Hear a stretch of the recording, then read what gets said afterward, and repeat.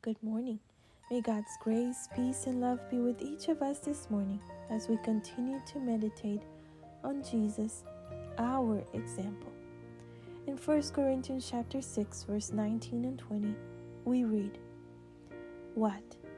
Know you not that your body is the temple of the Holy Spirit, which is in you, which you have of God, and that you are not your own? For you are bought with a price. Therefore glorify God in your body and in your spirit, which are God's." A power above and outside of us is to work in us, that solid timber may be brought into our character building.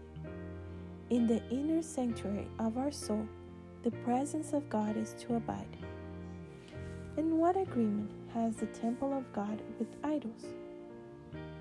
For you are the temple of the living God, as God has said, "I will dwell in them and walk in them, and I will be their God, and they will be my people."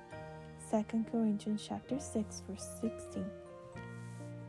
Know we not that we are the temple of God, and that the Spirit of God dwells in us?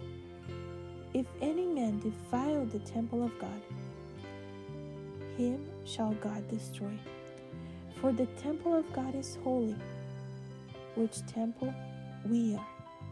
1 Corinthians chapter 3, verse 16 and 17. For through him we both have access by one Spirit unto the Father. Now therefore, we are not more strangers and foreigners, but fellow citizens with the saints, and of the household of God, and are built upon the foundation of the apostles and prophets, Jesus Christ himself being the chief cornerstone, in whom all the building, fitly framed together, grows into a holy temple in the Lord, in whom we also are built together for an habitation of God through the Spirit. Ephesians 2, 18-22. Man doesn't build himself into a habitation for the Spirit. But unless there is a cooperation of man's will with God's will, the Lord can do nothing for him. The Lord is the great master worker, and yet the human agent must cooperate with the divine worker, or the heavenly building cannot be completed.